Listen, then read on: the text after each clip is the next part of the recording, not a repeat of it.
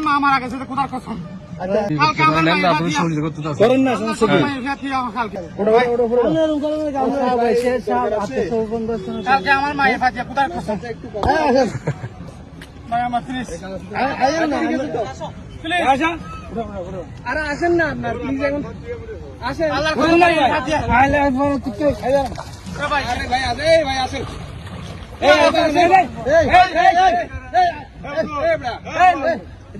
হাতে যাবো কোথার আমার মায়ের হাতে আসেন না আসেন না বলি কালকে আমার মা দিব আপনার কথা বলুন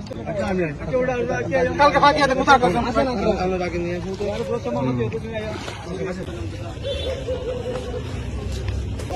ভাইজান ভাইজান সামনে কোথার কসম কালকে আমার মায়ের ফাটিয়া দি আপনার কসম বুঝছেন